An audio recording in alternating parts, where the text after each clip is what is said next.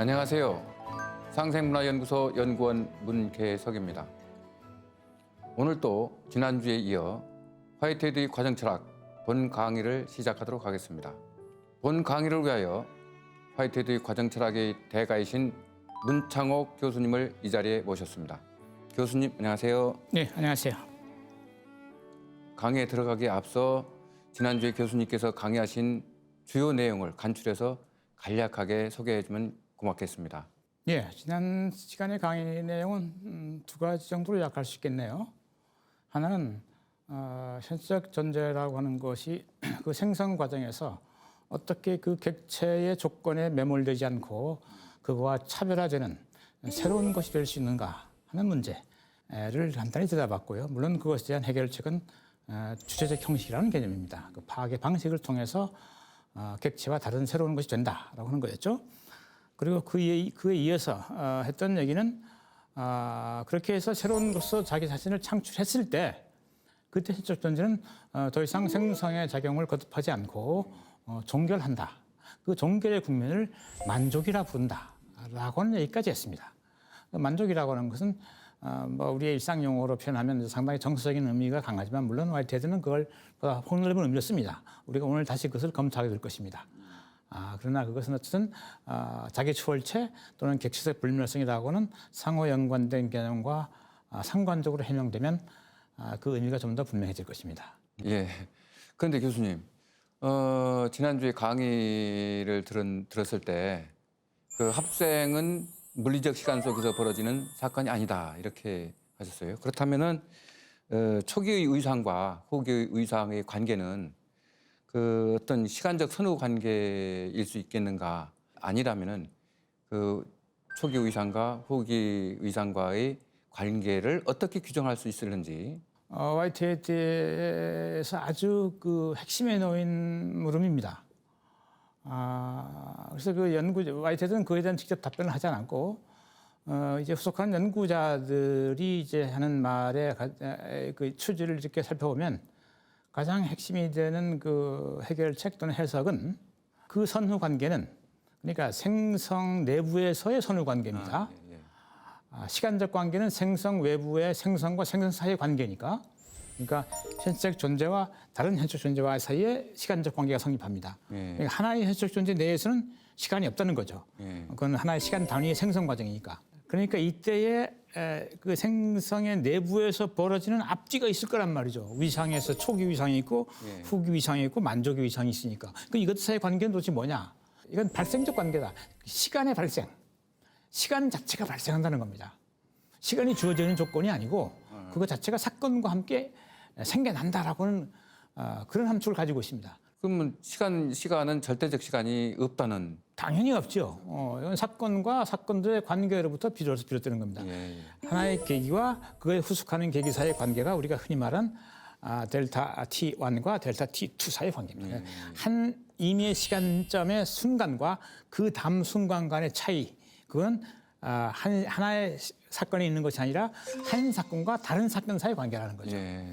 그러니까 시간은 점적으로 생성하는 것이 아니라 하나의 그 최소의 그 연장성을 가지고 생겨난다는 겁니다. 그러니까 지난번 우리가 경험의 방울 그런 얘기했죠. 또는 경험의 리듬 이런 얘기도 했어요. 그 하나의 어떤 폭을 가지고 있어요.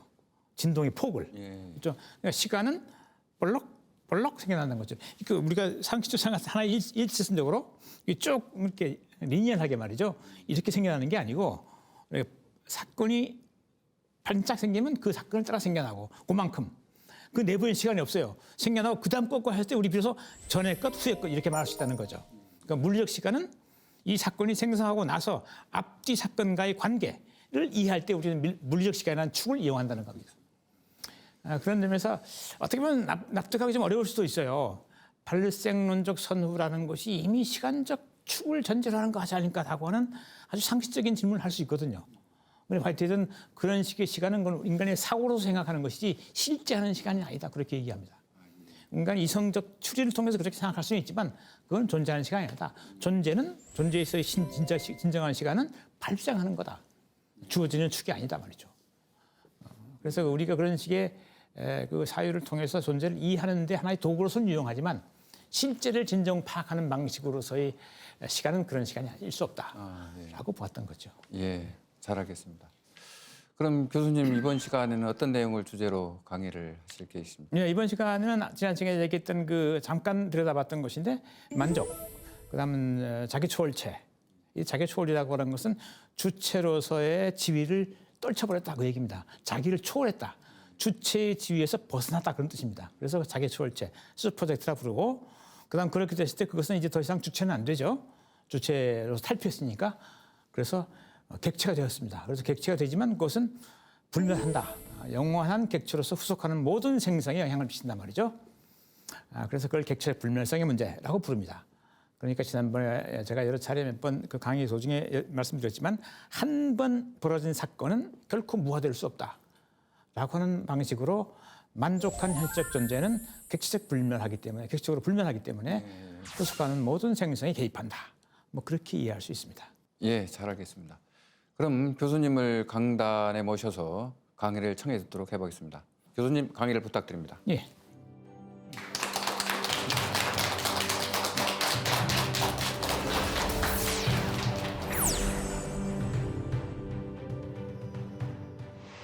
네. 아까 도입부에서 우리 원 박사님이 요청했던 답변에 제가 답하면서 오늘은 지난 시간에 이어서 만족 또는 자기 초월체 또는 객체 불멸성이라고 하는 다소 그 생소한 개념들의 연관고리를 추적하면서 그 의미가 무엇인지를 밝혀보겠다라고 하는 얘기를 했어요. 그래서 이제 텍스트를 한번 보겠습니다. 텍스트가 뜨나요? 네. 지난 시간에 봤던 거죠. 이거 우리가 지난 시간에 잠깐 읽고 간략하게 설명했던 내용입니다. 다시 한번 몇 가지 대목만 짚어보겠습니다. 합성의 과정은 느낌들을 통합해가는 과정입니다. 그 통합의 방식은 그 느낌들의 주체적 형식을 제어함으로써 조정함으로써 통합한단 말이죠. 그래서 이 과정에서 앞의 느낌들, 이 초기 위상, 그러니까 대부분 또 후기 위상이라는 말이 있어요. 세 번째 줄에 보면 이건 그림으로 잠깐 이렇게 가시화해 볼 필요가 있습니다. 좀 이해를 쉽게 하기 위해서. 그것이 하나의 생성이라고 합시다. 합성이란 말이죠. 생성. 생성은 다수의 것들을 이렇게 엮어서 말이죠.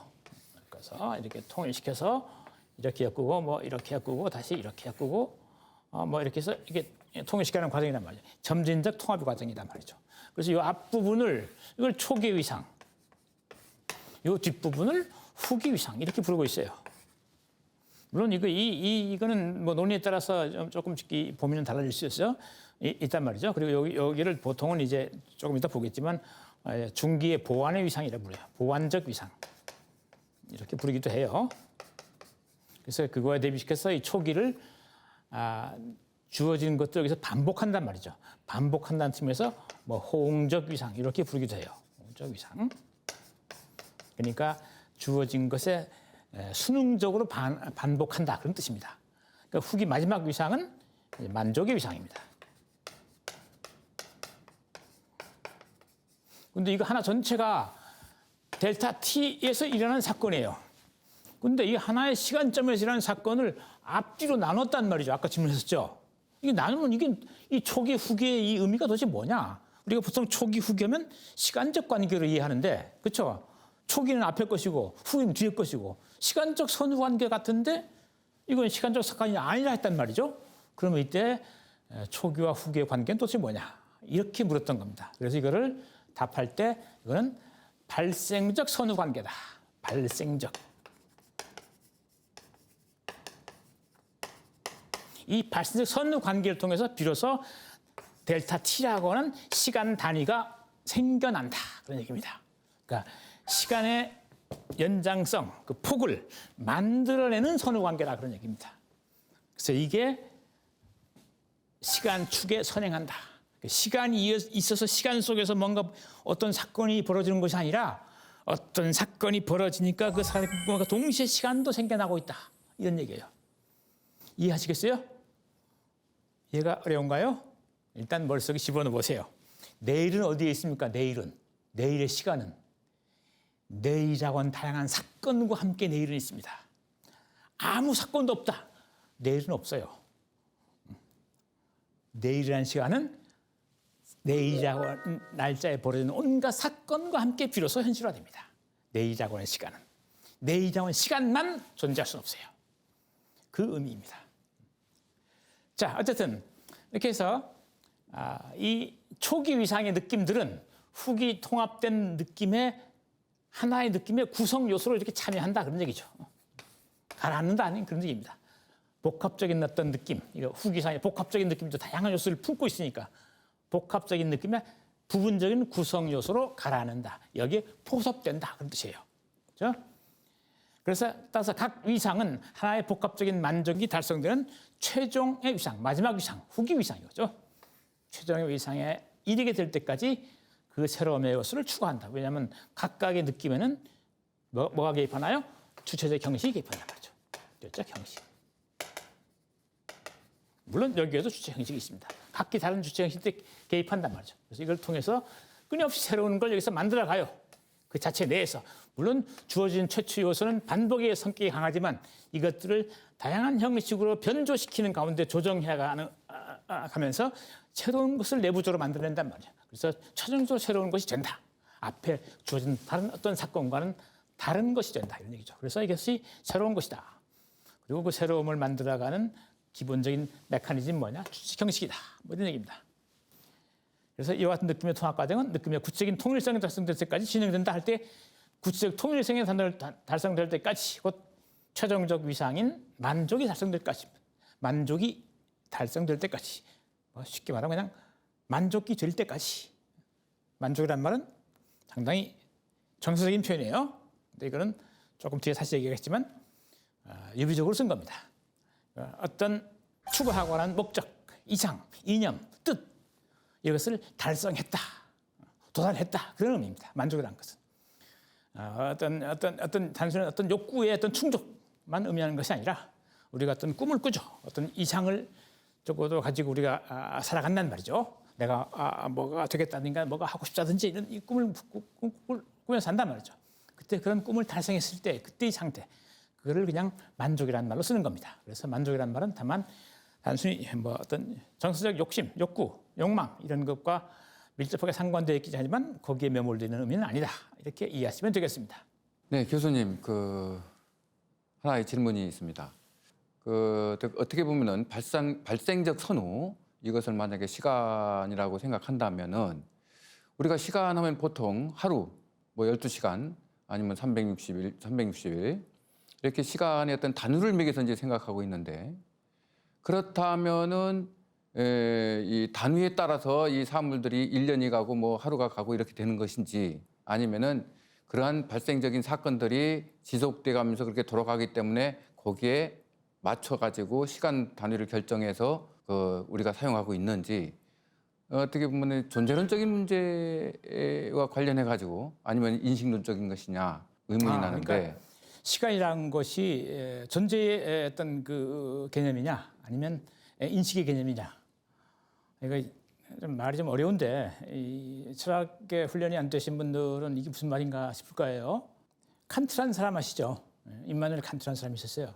이 사람에게서 시간과 공간은 존재하는 게 아니에요. 인간이 세상을 보는 방식이에요. 시간과 공간은. 우리 눈을 통해서 우리 사유를 통해서 세상을 보는 방식인 겁니다. 시간적 흐름, 공간적 어떤 볼륨 이거는 존재에서 발견되는 것이 아니라 우리가 세상을 보는 방식이다. 이렇게 얘기를 해요. 그래서 이제 감성의 직관 형식 뭐 이렇게 부르는데 하나의 그 사례를 한번 들어볼게요. 이게 제가 뭐 생물학자는 아니지만 그 배로 이렇게 기어다니는 동물들이 있어요. 곤충들. 이렇게 면에 2차원의 그 면을 따라서 이렇게 움직이는 지렁이 같은 예컨대 이런 게 있죠. 이런 친구들이 하여튼 일부는 정확한 제가 생물학 정보를 갖고 있지는 않은데 일부는 3차원을 경험하지 못한대요. 자기는 항상 2차원만 움직이고 있다고 느낀대요. 그 친구의 지각에는 공간이 3차원이 아닌 거예요. 그래서 우리가 보기에 이렇게 2차원으로 가다가 뚝 떨어지죠. 떨어지면 또 기어가요. 이 친구한테는 떨어지는 것에 대한 경험이 없어요. 지각이 없어요. 자기는 계속 2차원만 간 거예요. 중간 잠깐 끊어진가? 또 가는 거예요. 이렇게 그 공간 지각을 그 생물학적 존재의 어떤 지각 능력에 따라서 공간과 시간이 이렇게 그 뭔가 차별한다라고 하는 거를 보여주는 하나의 사례로 이제 듣는 경우를 내가 본 적이 있어요, 과거에. 그러니까 우리가 3차원의 공간과 1차원의 시간이라고 하는 4차원의 형식을 통해 우리가 세상을 보는데 이거는 이 세계가 그렇게 돼 있다는 것이 아니라 우리가 그렇게 보고 있다는 거예요. 우리 편의에 따라서. 뭐 이런 얘기를 칸트가 했어요. 그러니까 여기서도 지금 그럼 시간이라고 하는 것은 생성과 관계부여가 하루, 이틀, 3일 하는 거는 인간이 계산하는 방식에 불과한 거냐? 이 존재의 생성 세계와 무관하게. 그건 아닙니다. 이 시간, 이런 식의 생성의 사건들을 이해하는 방식으로 물리적 시간이라고 하는 축을 도입해요. 우리가 아까 얘기했지만 제가 T라고 하는 기호로 상징하죠. 그래서 시간과 공간 이렇게 표기하죠. 이거는 단순히 인간이 보는 방식은 아니에요. 이런 것에 상응하는 사건의 현장이 있어요. 그걸 편의에 따라서 이런 식의 투명한 또는 추상적인 기호로 꿰뚫어서 보는 거죠. 이해하는 방식인 거죠, 이거는.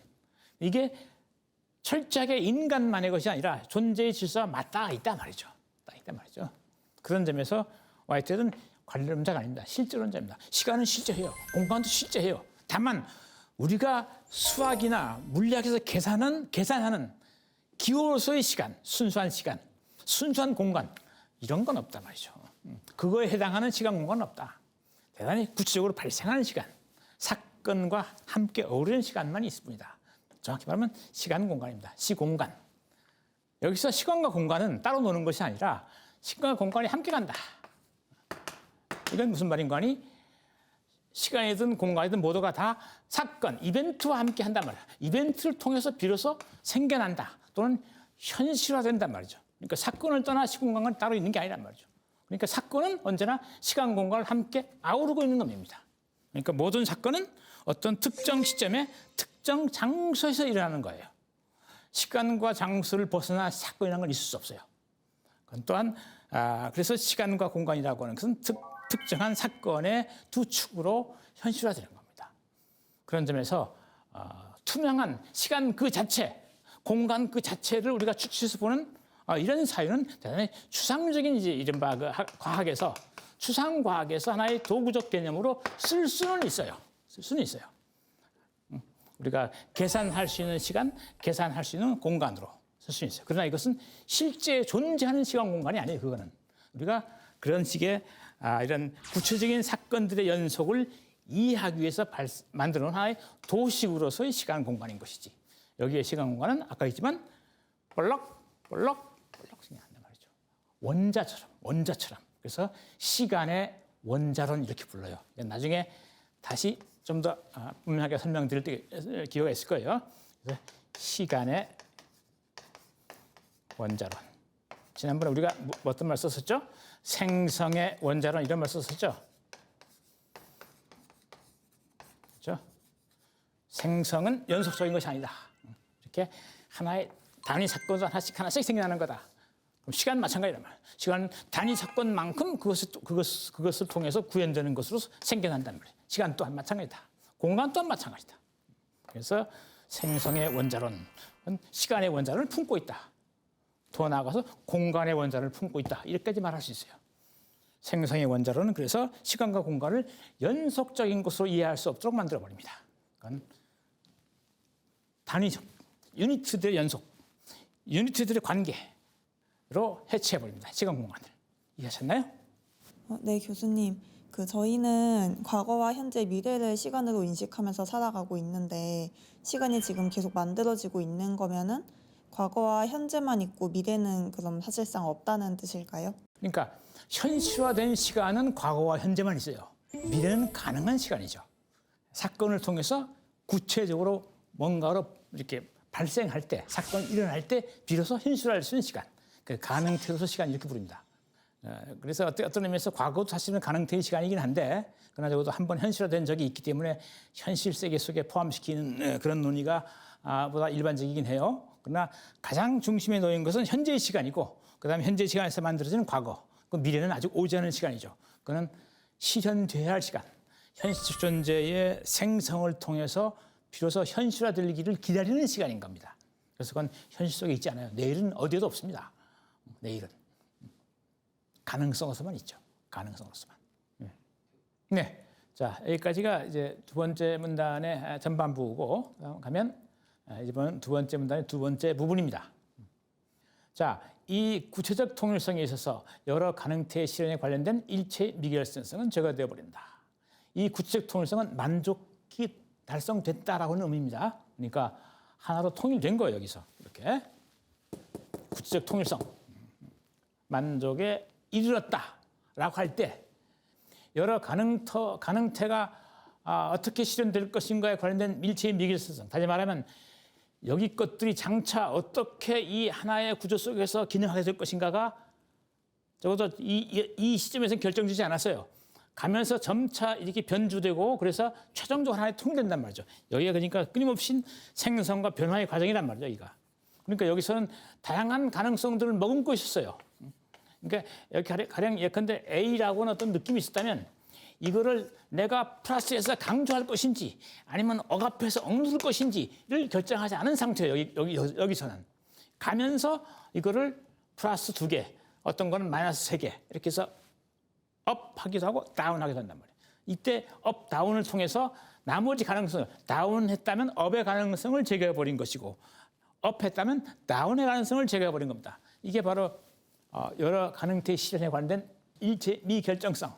다시 말하면 어떻게 될지 모르는 그런 성격, 특성 이거를 제거해버린다. 그래서 완전히 특정한 것으로 확정해버린다. A가 플러스 2개의 플러스일 수도 있고 2개의 마이너스일 수 있었다. 이게 가능태의 실현에 관련된 미결정성입니다. 그런데 그게 최종적 통일성에 가면 A 플러스거나 A 마이너스거나 또는 A2 마이너스거나로 결정된단 말이죠. 그래서 그렇게 결정되면 그 중간에 단계에서 품고 있던 미결정성은 제거된다. 뭐 그런 뜻입니다. 그러니까 여기는 상당히 느낌이 어떻게 장차 여기서 통합될지 어떻게 기능해야 될지 유동적이라는 얘기예요. 유동적이라는 얘기예요. 어떻게 잘 모른다. 가다가 이게 가면서 특정한 느낌의 하나의 통일성에서 특정한 하나의 역할을 하게 된다. 그러니까 거의 달리 변형될 수 있는 가능성은 사라졌다. 그런 의미예요. 그래서 일체의 미결성은 제거되어 버린다. 그다음 합생 자체에서 생겨나는 존재들을 포함하여 우주 내의 많은 존재들은 이 최종적 통일성에 있어서 제각기 그 나름의 역할을 지게 된다. 그러니까 합생 자체에서 생겨나는 이런 다양한 요소들, 아까 새로운 것들이 생겨난다 그랬죠? 포함하여 우주 내의 많은 이렇게 받아들인 것들 말이죠. 최초의 호응적 느낌을 통해 받아들인 것, 수능 통해서 물리적 느낌을 받아들인 것들은 이 최종적 통일성에서 그래서 각기 한 가지 역할씩 하게 된단 말이죠. 왜냐하면 결정했으니까 이놈이 특정한 것으로 결정했으니까. 그래서 최종적 통일성에 가면 그 현실적 존재가 관계했던 모든 외부의 타자 존재들이 특정한 것으로 특화되고 한정된다. 그 내부의 것도 마찬가지다. 중간에 유동적인 상태에 있던 것들도 특정한 것으로 확정된다 이 말입니다. 이게 사례를 좀 들면 조금 쉬울 수 있는데 셰프가 요리사가 식재료 창고를 열어보니까 뭐 다양한 요리 재료들이 있어요. 그래서 셰프가 머리에 딱 어떤 음식을 떠올려요. 그 재료를 딱 보고 그래서 선별해내요. 그래서 그걸 조리대기로 가져와요. 딱 나열해 놨어요. 이때가 수능적 느낌의 단계입니다. 받아들이는 단계, 반복하는 단계. 창고에 있던 거는 최초의 여건, 골라서 선별해 놓은 건 객체적 여건. 이해했어요? 그걸 내려놓고 다양한 양념을 치고 막 조리하죠. 조리 과정을 거치죠. 그러겠죠. 뭐 어떤 건 볶고, 어떤 건 뭐 썰고, 어떤 건 빻고, 그러죠. 그 과정을 한단 말이죠. 그게 다양한 추측 형식을 통해서 자기가 하고자 하는 음식을 만들기 위한 방법으로 그걸 조리를 한 거죠. 다양한 방법으로 기름을 치기도 하고 소금을 치기도 하고 그렇죠. 그걸 섞어낸단 말이에요. 그래서 쫙 그 조리가 끝나면 하나의 음식으로 쟁반에 딱 떠오르겠죠. 나왔어요. 이게 만족의 상태입니다. 그러면 이때 만들어진 음식은 그 재료와 특정한 관계를 다 맺고 있어요. 보기에는 모양은 달라졌지만 여기에 소금이 어떻게 작동해 있고, 어떻게 뭡니까 그 깨소금이 들어가 있고, 어떻게 그 뭡니까 그 식용유가 어떻게 거기에 섞여서 그 음식의 그 최종적인 맛을 결정하고 있는지가 다 결정돼 있어요. 각기 나름의 그 뭡니까 식재료에 있던 그 재료들은 최종적 음식에서 각기 자기 역할을 하고 있겠죠. 그렇죠? 어떤 식으로건 우리가 그걸 분별하지 못한다 하더라도 어떤 역할을 하고 있을 겁니다. 바로 그겁니다. 그러니까 여기서 이렇게 주어진 것들이 중간에는 어떤 맛이 될지 잘 몰라요. 그냥 가다가 이게 특정한 요리의 어떤 조리 과정을 거쳐서 특정한 음식으로 딱 완결된다는 말이죠. 그러니까 이것이 생경한 재료를 가지고 특정한 새로운 것을 만드는 과정이란 말이야. 그러니까 셰프가 만드는 그 음식 조리 과정이 하나의 생생이라고 놓고 보면 생생의 과정은 다양한 여건들을 엮어서 나름의 주식 형식을 통해서 변주하고 조정해서 하나의 어떤 완성된 음식을 만드는 과정과 유사한 것을 이해해 볼 수 있겠다. 그래서 음식이 완성되면 그 음식의 내용은 최초에 주어진 음식 재료와 특정한 관계를 맺게 된다 말이죠. 그런 정도 이해가 되는지 모르겠네요. 어쨌든 예를 한번 들어봤어요. 그래서 최종적 통일에서 제가 그 나름 역할을 지게 된다. 그러니까 고춧가루가 눈에 안 보이더라도 고춧가루는 나름대로 그 음식이라서 어떤 역할을 하고 있을 겁니다. 오케이? 자, 그다음. 그래서 만족이란 합성이 그 정점에 이르러 하나의 완결된 확정적 사태가 되는 것을 말한다. 그래요. 이건 뭐 합성이 마지막 국면에서 제가 설명했었죠. 마지막 국면에서 하나의 사태가 확정적으로 탄생하는 그 국면을 우리는 만족이라고 부른다. 이해하셨습니까? 예, 교수님께서 말씀하신 그 생성이 미결정일 때 두 가지 상태를 동시에 가지고 있다고 하는 것은 양자역학에서 말하는 그 슈레딩거 고양이가 그 죽은 것과 살아있는 걸 동시에 가지고 있다는 그 내용을 연상케 하는데 이거랑 어떻게 연관이 좀 있습니까? 그거하고는 직접 연관은 없어요. 그거 직접 연관은 없고 그 어떤 그 그 관찰자의 어떤 시각에 따라서 그게 결정된다라고 하는 게 그 슈레딩거의 고양이 얘기인데, 이거는 지금 주체에 따라서 어떻게 변주될 수 있다라고 하는 데서는 같지만 이거는 주체가 결정하는 거예요. 그거는 주체가 결정 못하죠. 언제든지 바뀔 수 있단 말이죠. 그래서 이거는 생성의 사건에서 일어나는 다양한 여건들이 가지는 가능성들 중에 다른 가능성을 제거하면서 그것을 특별한 목적에 이바지하는 요소로 바꿔가는 과정. 이게 그 다양한 가능성을 지니는 것이 하나의 어떤 역할을 하도록 이렇게 좁혀가는 과정. 예컨대 양파를 넣었는데 양파를 넣어서 그걸 조리 과정에 엮어서 이렇게 최종적인 음식을 만들었을 때 양파만이 낼 수 있는 독특한 어떤 그 맛이 있을 거예요. 그러나 양파가 갖고 있는 맛 중엔 다양한 맛이 있기 때문에 그 양파가 처음에 들어갔을 때는 어떤 맛을 낼지 몰라요. 근데 다른 음식 재료들과 섞이면서 특정한 맛을 확정이 되겠죠. 그런 과정이라서 보시면 됩니다. 그러니까 양파가 낼 수 있는 다양한 맛 가운데 여러 다른 맛들은 배제되고 특정한 맛이 최종적으로 음식의 맛에 반영이 된다. 그러니까 양파가 낼 수 있는 다양한 맛에 갖는 그 미결성이 사라지고 어떤 특정한 맛이 최종적으로 음식에 반영이 된다. 그런 정도의 의미로 이해하시면 이 미결성의 의미는 그런 의미로 이해하시는 게, 뜻으로 이해하시는 게 좋겠습니다. 그냥 양파 얘기가 나왔으니까 양파에는 우선 단맛이 좀 있어요. 그렇죠? 또 매운맛이 있죠. 그렇죠? 두 개만 얘기합시다. 눈물 나게 하는 그런 있죠. 그런데 이것이 음식에 이렇게 반영되면 대체로 조리 과정에서 일반적으로 매운맛은 이렇게 소거돼요. 약간 단맛하고 어떤 향이 남을 거예요. 그죠? 그래서 이게 음식에 영향을 미칩니다. 그러니까 이것이 양파가 조리 과정에 놓는 게 아니라 조리가 맨 마지막에 최종적으로 양파를 첨가하면 단맛과 매운맛이 다 살아있을 거예요. 그러겠죠? 그런데 중간에 넣는 가운데 하나로 결정해버리는 겁니다. 아, 매운맛은 없어져. 이걸 가령 기름을 넣고 볶아버린단 말이죠. 그러면 단맛만 남아요. 이건 없어지고. 그러니까 단맛도 낼 수 있고 매운맛도 낼 수 있고 단맛만 낼 수 있고 매운맛만 낼 수도 있는데 그 중에 하나 단맛만 내자. 이걸 버린단 말이죠. 이런 미결정성. 다시 말하면 단맛을 낼 거냐 매운맛을 낼 거냐 단맛과 매운맛을 모두 낼 것이냐 하는 이 미결정성이 어느 한 맛만 내는 것으로 이렇게 결정이 되는 거다. 이런 얘기죠. 그래서 미결성이 사라진다. 그런 얘기입니다. 물론 단맛과 매운맛 모두를 내는 방식으로 여기서 결정할 수도 있어요. 뭐 그런 겁니다. 그러니까 양파가 낼 수 있는 다양한 맛의 가능성 중에 어느 한 맛으로 특화돼 버리는 그 과정. 이게 미결정성이 제거되는 과정입니다. 그렇게 이해하시면 됩니다. 그러니까 이건 아까도 얘기했지만 현재 합생 내부의 생성의 과정은 상당히 유동적인 과정이다. 그 유동적인 과정을 점차 확정적인 하나의 어떤 그 특성으로 몰고 가는 이걸 우리는 합성이라고 부르고 그 최종적 국면은 만족이라고 부르는 거다. 이렇게 이해하시면 되겠습니다. 이해하셨습니까? 오케이.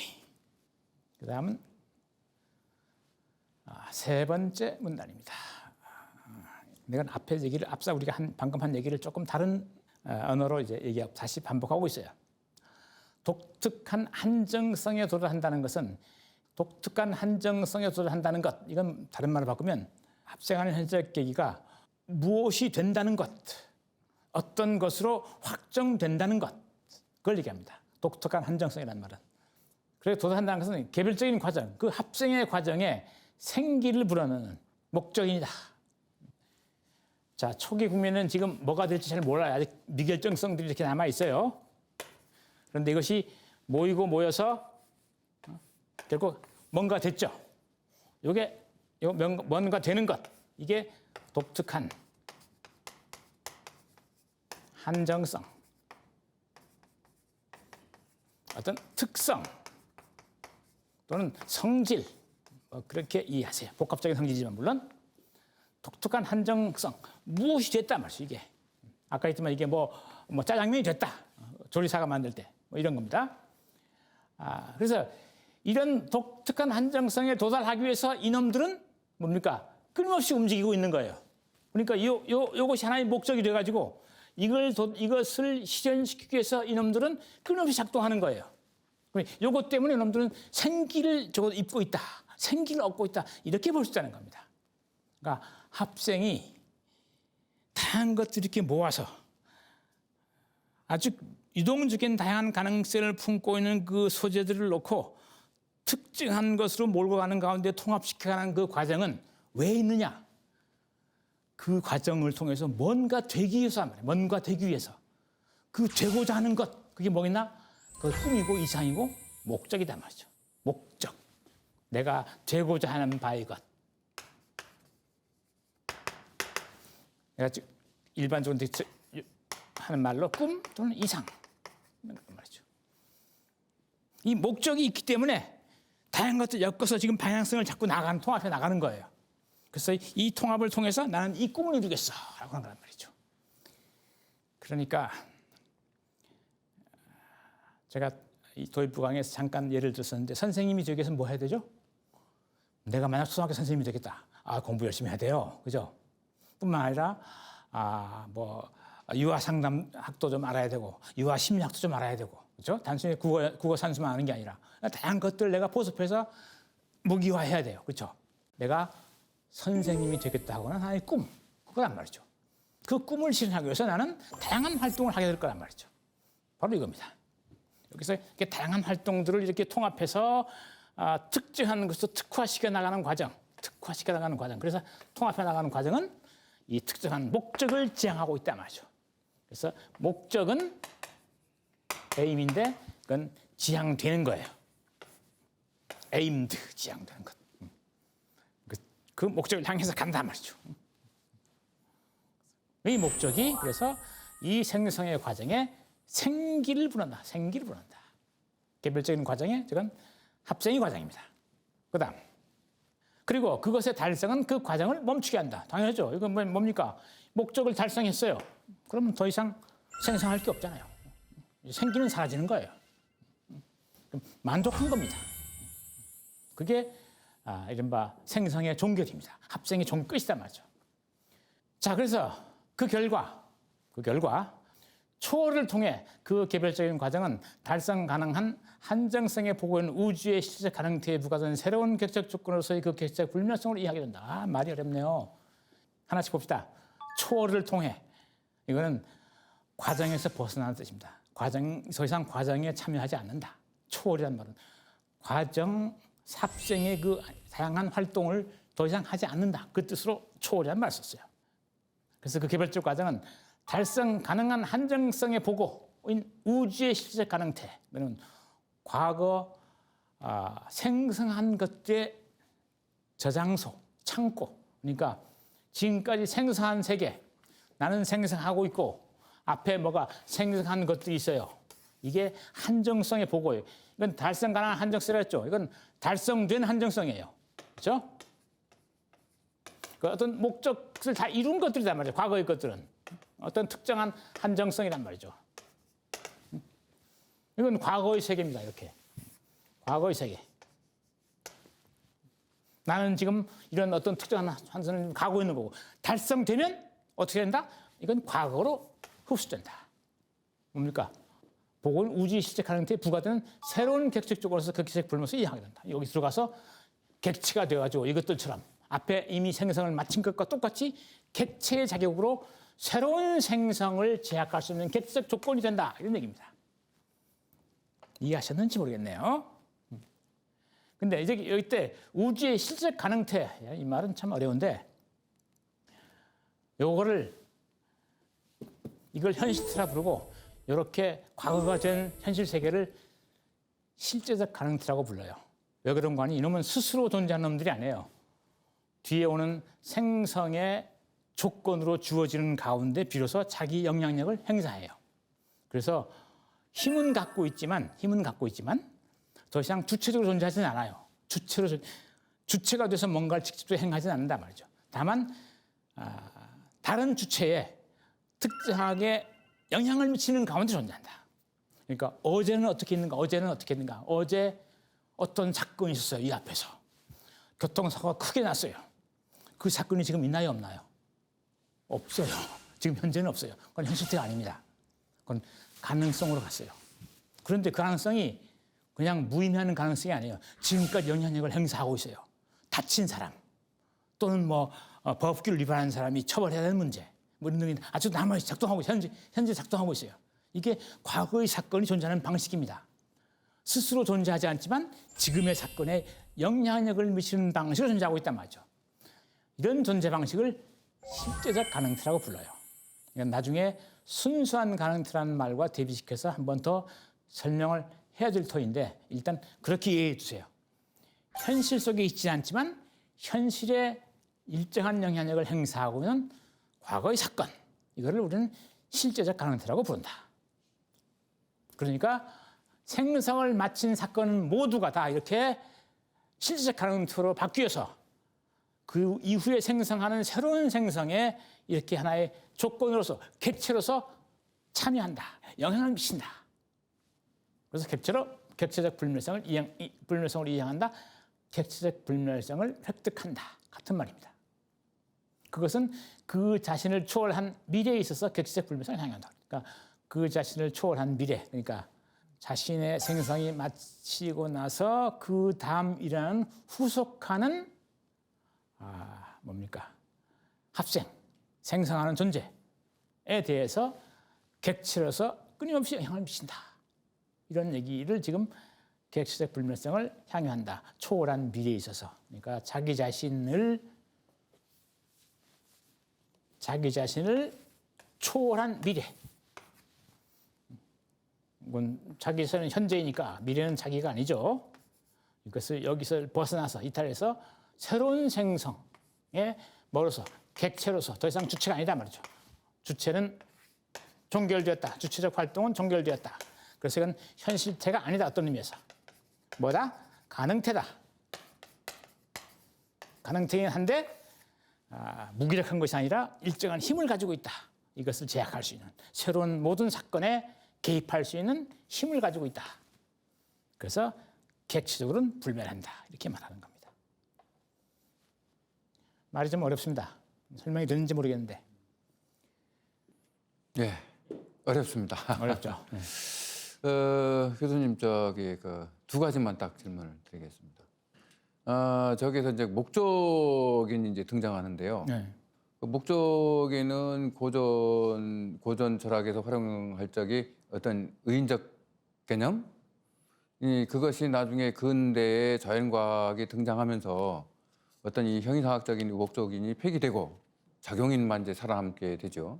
그런데 그렇습니다. 화이트헤드에 이르러서 다시 목적인이 이제 살아나고 있습니다. 어떤 이유에서 목적인을 끌어들였는가 하는 이유 하나. 예. 다른 하나는 그 주체적 활동성이 멈춘다는 것, 곧 객체적 불멸성을 획득한다는 것.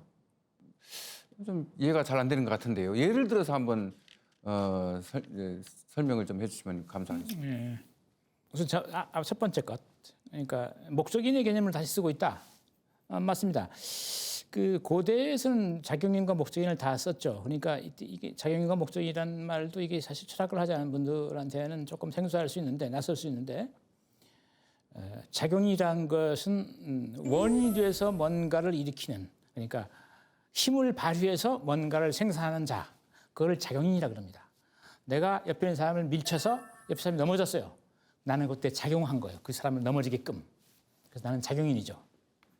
그런데 어떤 경우에 내가 여기 서 있는데 어떤 친구가 저 멀리서 나를 보고 반가워서 나를 보고 뛰어와요. 나는 못 봤어요. 나는 그 친구가 있는지 몰랐어. 나를 보고 나한테 다가와요. 나에게 인사하기 위해서. 그 친구는 내가 뭐 어떻게 영향을 행사해서 움직인 게 아니에요. 나를 목적으로 해서 움직인 거예요. 그렇죠?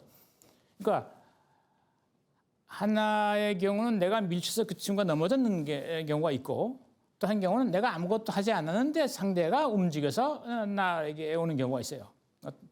이 두 가지 경우는 저는 다른 방식으로 설명이 돼야 돼요. 하나는 전자는 내가 작용인이 돼서 상대를 어떤 친구를 움직인 것이고, 후자는 내가 목적인이 돼서 상대를 움직인 거예요. 그러니까 존재를 설명할 때, 존재의 변화, 운동 뭐 이런 걸 설명할 때 작용인만 가지고는 충분하지 않다라고 생각한 거예요. 화이트헤드는.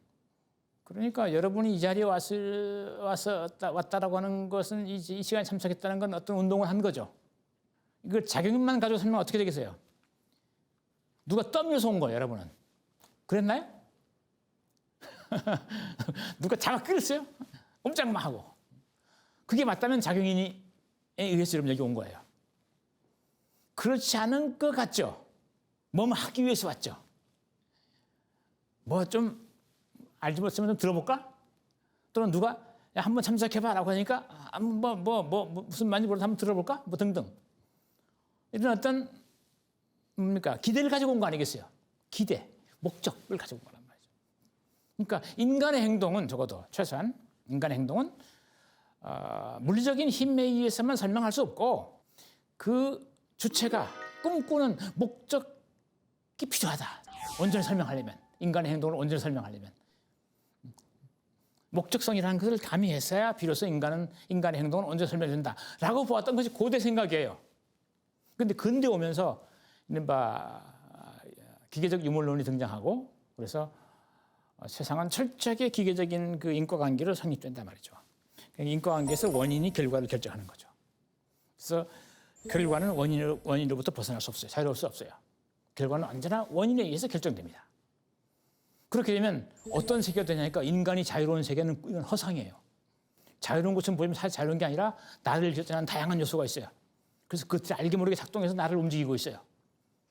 작용인이 어떤 요소가 물리화학적으로 나의 뇌를 자꾸 때려가지고 그게 또 그 뇌의 어떤 호르몬이 또는 어떤 그 전기의 그 어떤 신호가 나의 신체의 이 근육에 어떤 영향을 줘가지고 그 근육으로 하여금 나를 움직이게 하고 그래서 여기까지 온 겁니다. 이렇게 설명하는 방식, 기계적 설명 방식이에요. 근데 이게 좀 우스워 보여도 오늘날 적지 않은 물리과학자들이 이런 설명이 유일한 설명이라고 보는 경우가 허다해요. 인간도 철저히 하나의 기계단 말이죠. 그래서 요즘 AI 나오고 있죠. AI. 그 기원적 세계 연장입니다. 어쨌든 근데 화이트헤드는 그것만 가지고는 안 될 것 같다. 왜냐하면 어떤 사건이 철저하게 원인에 의해서 결정된다라고 보는 것은 무리가 있단 말이죠. 물론 원인에 의해서 결정되는 건 왕왕 있다. 그러나 그거 다는 아니다. 부분적으로 원인으로부터 자유로운 요소의 어떤 사건이 생성하고 있다. 우리의 세계에는. 그래서 지난번에 얘기했지만 물리적 느낌은 단순한 반복인 것 같으면서도 반복이 아닌 측면이 있다. 그러니까 과거의 현재적 계기에 의해서 온전히 지금의 계기가 결정되지 않는다. 왜냐하면 새로운 계기는 자신의 주체적 형식을 통해서 끊임없이 조금씩 이탈해 가고 있기 때문에 자유를 행사하고 있기 때문에 그래서 끊임없이 새로운 것, 차이 나는 것이 생겨나고 있다. 이런 얘기를 하고 있는 겁니다. 그래서 화이트헤드는 적어도 근대 기계론의 인과적 세계상에 대한 강한 거부감을 갖고 있었어요. 그것에 적어도 하나의 한거로 그 대안으로 또는 그 불충분성을 비판하면서 그걸 채워넣기 위해서 고전적 개념인 목적인의 개념을 이렇게 끌어들이고 있는 겁니다. 그것이 들어올 때 훨씬 더 존재가 충족적으로 기술되고 이해될 수 있을 것이다. 라고 하는 그런 어떤 바람이죠. 그리고 두 번째 질문. 그러니까 주체적 활동성을 멈춘다는 것과 객체로서 불멸하게 된다는 것이 어떤 관계인지를 구체적인 사례로 좀 얘기해달라라고 하는 겁니다. 정확히 맞는 사례가 될지는 잘 모르겠어요. 그러나 우리가 유비적으로 이해를 하면 이런 겁니다. 아까 저기서 사건이 나서 그랬죠. 교통사고가 크게 났단 말이죠. 그러니까 누군가는 크게 다쳤고 심지어 누군가는 치명상을 입고 병원을 지금 혼수 상태에 있을 수도 있어요. 그러니까 그건 일어난 일입니다. 이건 바꿀 수 없어요. 지금 일어나고 있지는 않지만 그 사고 현장은 어제 일어났고 그 결과는 지금까지 영향을 심각하게 미치고 있어요. 그 심각하고 미치고 있는 다양한 그 요소들, 이게 객체적으로 불면하고 있는 어제의 사건입니다. 어제는 어제의 사건으로서 종결되었어요. 이미 꽝 부딪히고 차가 충돌하고 한쪽에는 화재가 나고 뭐 앰뷸런스가 오고 뭐 이런 식의 다양한 사건이 복합적으로 일어났어요. 그런데 그 사건은 더 이상 현장에 존재하지는 않아요. 그런데 그 결과는 지금까지 우리에게 심대한 영향을 미치고 있어요. 그러니까 어제 종결된 사건은 현실적 존재의 완결이고 그것이 미친 객체적 불멸성의 영향력은 지금까지 남아있단 말이에요. 그리고 그것은 저 화이트헤드의 표현에 따르면 이 우주가 끝날 때까지 남아있다 이렇게 얘기합니다. 어제 일어난 사건은. 그런 객체적으로 불멸한다는 그런 의미입니다. 그러니까 이건 어떻게 보면 현실적 존재라고 하는 것은 현재적 어떤 상황에서 벌어지는 사건을 의미하고 객체적 사건, 객체가 된 현실적 존재라고 하는 것은 완결된 과거의 사건, 이미 일어난 과거의 사건을 의미하는 거다. 이렇게 단순 분류하시면 오히려 이해하기가 쉽습니다. 지금 일어나고 있는 사건, 이건 현실적 존재가 합생하는 국면에 있는 것이고 이미 일어난 사건, 이거는 과거의 사건이면서 종결된 사건이고 객체가 된 사건이다. 그래서 지금의 사건에 영향을 미치고 있다. 이렇게 이해하시면 됩니다. 자, 그러면 그 다음 문단으로 가볼까요? 네 번째 문단입니다. 자, 현실적 존재의 특이성은 그것이 객체적으로 고찰될 수도 있고 형상적으로 고찰될 수도 있다는 거다. 그러니까 형상적으로 본다는 것은 지금 사건이 벌어지는 사태로서 본다는 것이고 그 내부를 현실적 존재의 생성 사건 내부를 지금 벌어지고 있는 사건 그 자체를 본다는 것이고 객체적으로 본다는 것은 그것이 생성한 하나의 사건이 완결되어서 객체가 된 상태로 그것을 본다는 겁니다. 그러니까 이 그림으로 보자면 이 과정을 들여다보는 것, 이 생성의 과정, 이건 형상적으로 보는 겁니다. 그걸 고찰하는 것이고 이렇게 객체가 됐어요. 들어갔어요. 여기 들어갔단 말이죠. 이것이 완결돼가지고 여기 이 과거의 세계에 들어갔어요. 그때 밖의 세계를 쳐다보는 겁니다. 이건 객체가 되었죠 이미. 이걸 객체적으로 쳐다보는 거예요. 객체적으로 고찰한다. 이렇게 이해하시면 됩니다. 이거 뭐 말이 어려서 그렇지 간단한 거예요. 그러니까 어떤 사건적 존재, 현재적 존재를 그것이 생성하고 있는 국면에 놓고 보느냐, 그 생성을 다 마친 것으로서의 객체적으로 존재하는 것으로 보느냐에 따라서 객체적으로 볼 수도 있고 뭐 형상적으로 볼 수도 있다.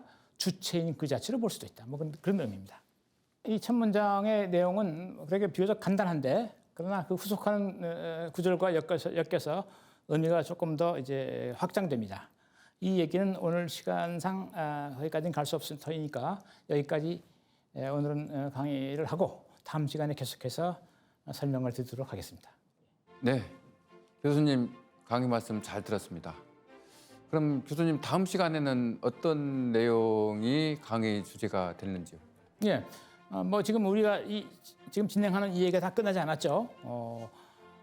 지금 뭡니까 만족이라고 하는 것에 지금 붙들려 있어요. 우리는 자 이것이 적어도 현실적 존재의 그 합성에서 어떤 위치에 있는지, 어떤 기능을 하는지 뭐 이런 것들을 통해서 우리가 잠깐 몇 가지 그 의미를 짚어봤는데 다음 시간에는 이것이 가지고 있는 또 다른 측면, 흔히 말하면 자기 초월적 측면 또는 객체적 불멸성의 측면과 어떻게 연결되어 있는지를 아마 보게 될 겁니다.